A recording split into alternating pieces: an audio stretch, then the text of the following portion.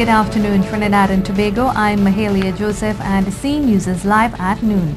Topping the news at this time, solutions to bullying and school indiscipline is an easy issue not easily addressed.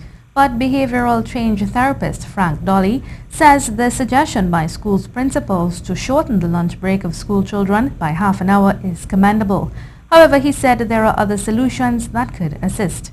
I think it's a really good idea because that is really when a lot of the difficulties in managing the children outside of the classroom occurs. So if you look at it, the children eat in about 10 to 15 minutes. So they have the rest of the time to be in some kind of activity. If those activities are not supervised, they could lead to a lot of great difficulty. And the thing is, who is going to supervise these children? And that is, I think that is one of the challenges because usually the teachers have to supervise them.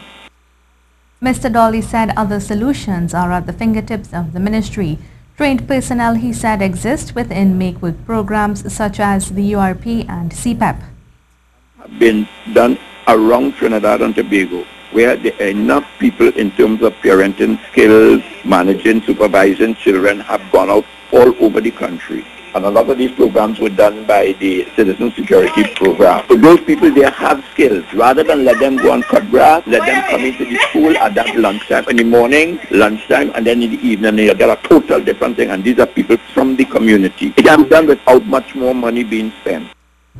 Utilizing these persons as assets against bullying and indiscipline in schools, he says, would bring dignity not only to the workers but to the community and help bring change.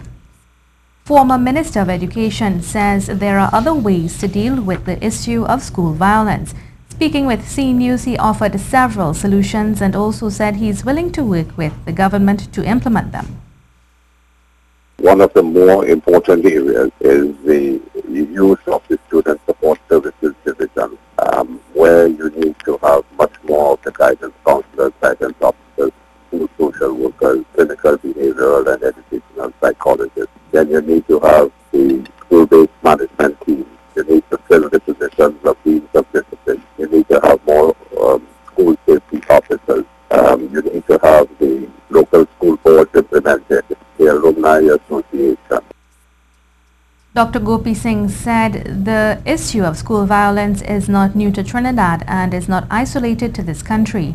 He says government can also look at the international best practice to deal with the situation. To improve our education system, there are multiple factors, multiple issues that you need to look at, and that's not go and make one decision to curtail teaching, curtail the lunchtime and break time for the students. This has to be a national discussion.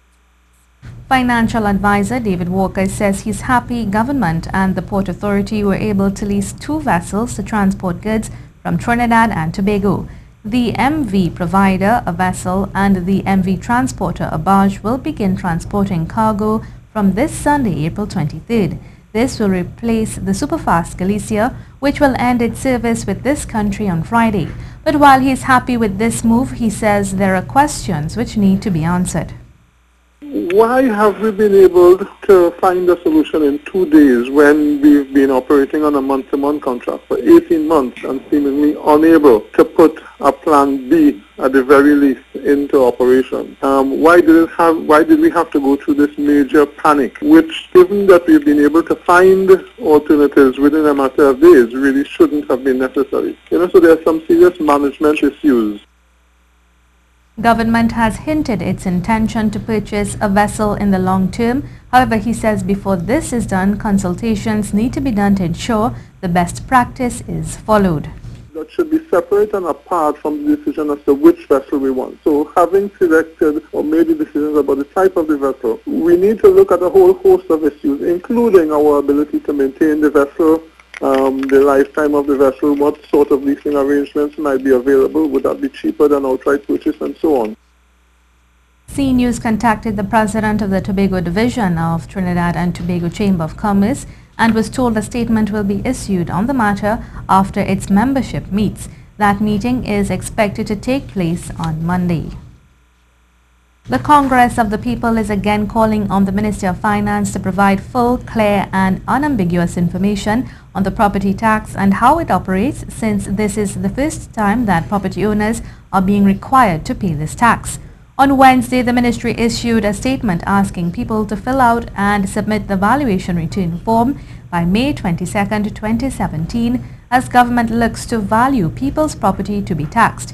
However, according to the COP, the ministry failed to tell the country the consequences of not sending the application on time. Rishi Harinanan has more. Following the Ministry of Finance's statement, the Congress of the People quoted the Valuation of Land Act Chapter 5803, which says that failure to submit their VRF or return document with attachments also being required by May 22nd can lead to the owner facing a criminal charge and fined for failing to submit a return within the prescribed time, or where in completing the VRF, if the document is defective or incomplete or contains any information which is to his knowledge false, the owner can be similarly charged.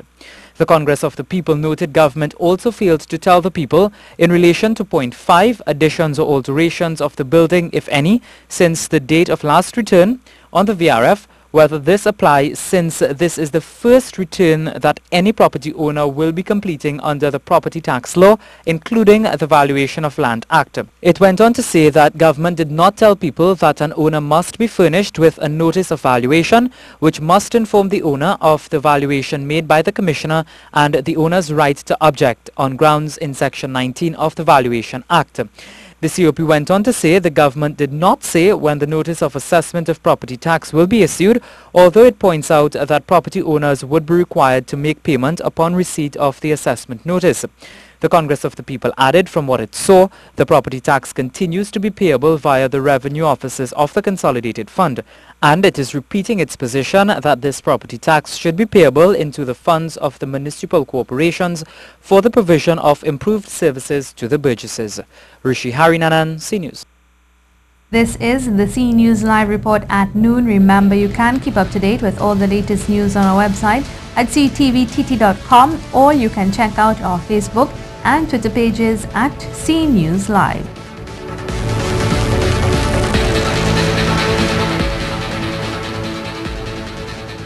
The Land Settlement Agency says it is moving quickly to give certificates of comfort to thousands of squatters who have qualified to get the land they have been living on. There are about 23,000 squatters who qualify under the law. According to the Chief Executive Officer of the Land Settlement Agency, thousands more have applied, but the law does not permit them to be regularized. Rishi Harinanan has more in this report. There are over 50,000 squatters in this country who have applied to be regularized. However, due to the law, over 50% of them will not be. CEO of the Land Settlement Agency, Hazar Hussain, explains. Up to this day, people think that you can still apply to be regularized. The law is very clear. The law is very clear. As at 1/1/98, that's the cutoff date for squatting according to the law. Act 25 of 1998 makes that very clear. And you had until the year 2000, in fact 27th of October 2000, in which to apply. So only those persons who applied as at that date, 27th of October 2000, can be regularized. No one else can be. The law is clear. As of the 27th of October 2000, there were 23,000 squatters in the country, and those are the ones to be regularized. Of the 23,000, more than 8,000 have gotten certificates of comfort, and more will be done this year. We have a very aggressive program right now where we intend to finish the processing of all certificates of comfort applications by October of this year. It's very aggressive. Over the last 2 years, last year we did close to 4,000 processing cases, and this year we'll do another 4,000 or so. So by October of this year, processing will be complete. There is a 3-phase system for one to legally claim the land as their own. The regularization is a threefold process, and we start with infrastructure improvement, and it involves also tenure regularization. Let me get into tenure regularization. The first aspect of tenure regularization is what we call this processing of certificates of comfort.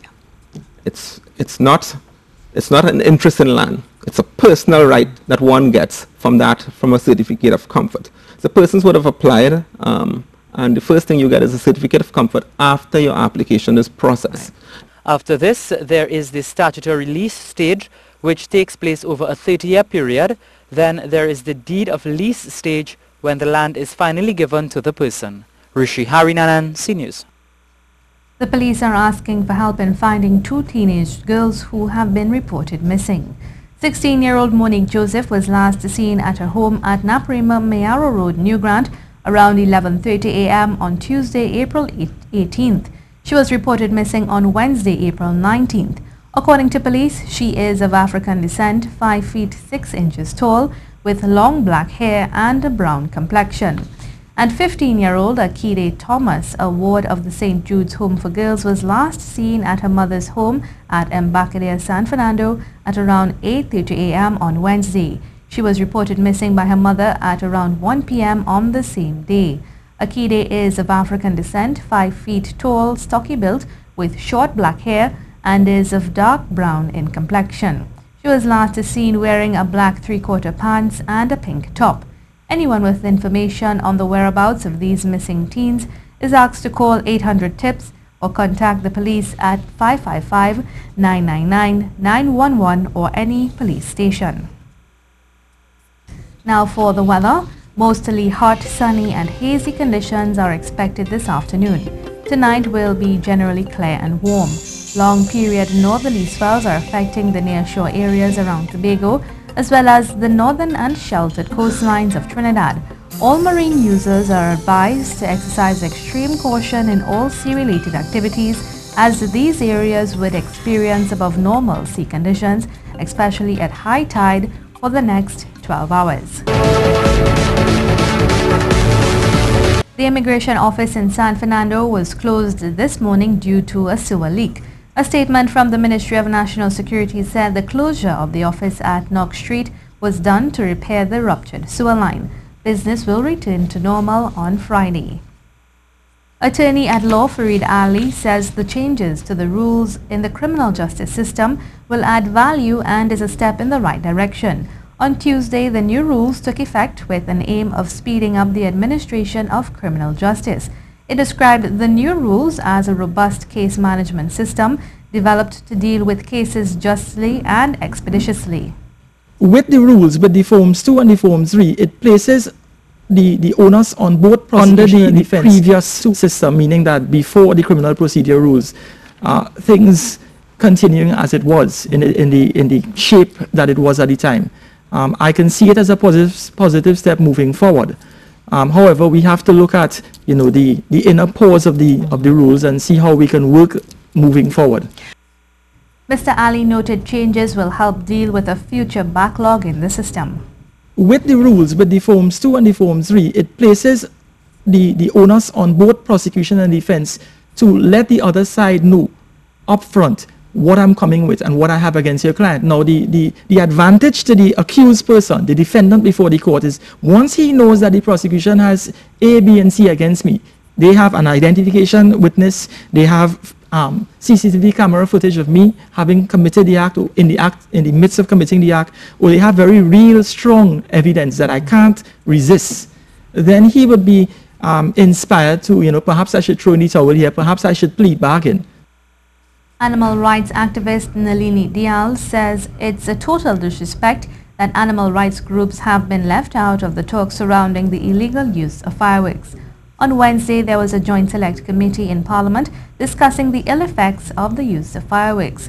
Ms. Dial said while her group, Animals Are Humans Too, is happy to see this discussion, she feels disrespected and disappointed that the foremost advocates against fireworks use have been totally ignored and left out of these discussions. She said it is a blatant show of a disregard for all the time, tears and effort that have been devoted to this particular cause.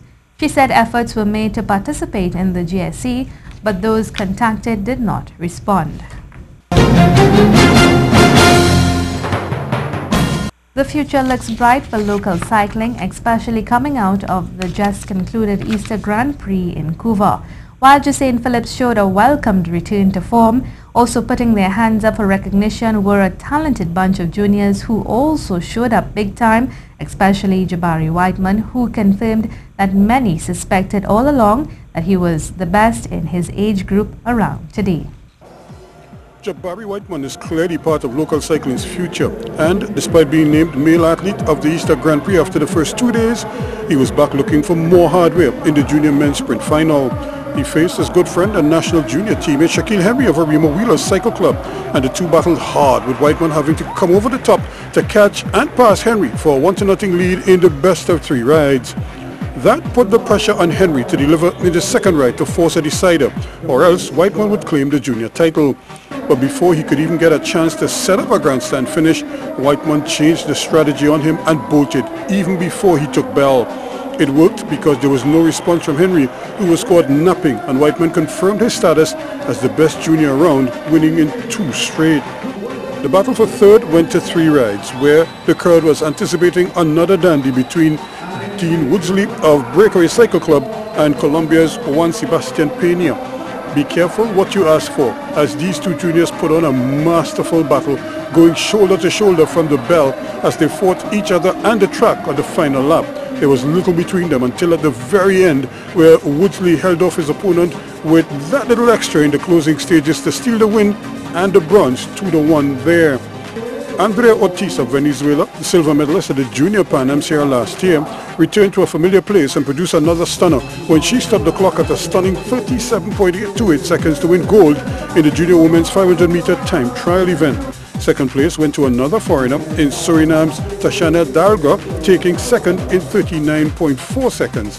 Third place went to local star Chanel Walcott of Team DPS, who gave a good account but wasn't quick enough for the top 2. A fast bunch then went in the demanding points race, the Omnium, covering 100 laps around the 250 track, and there was excitement and interest from the off as they got a rolling start to this one. But Rafael Moran of Team Foundation and the Dominican Republic rode a gutsy points race as he went to front early and rode by himself for a long stretch, while also accumulating all of the major sprinting points to take the overall win. But with about 3 laps to go, the peloton started to jockey for positions, with notables like Marlo Rudman and Akil Campbell right there in the mix. But in the final push for home, Barbados' Jamal Eastman bolted, and he crossed first but was 5th overall with 101 points. Akil Campbell crossed second but was 3rd overall, while the American Daniel Holloway was second with 122 points. Another top junior in Kemp Orozco impressed and crossed the line 3rd in the end. That's it for sport. That's the C News Report at noon. I'm Mahalia Joseph. Remember, for up-to-date and breaking news throughout the day, you can visit the C News website at ctvtt.com. Have a good afternoon.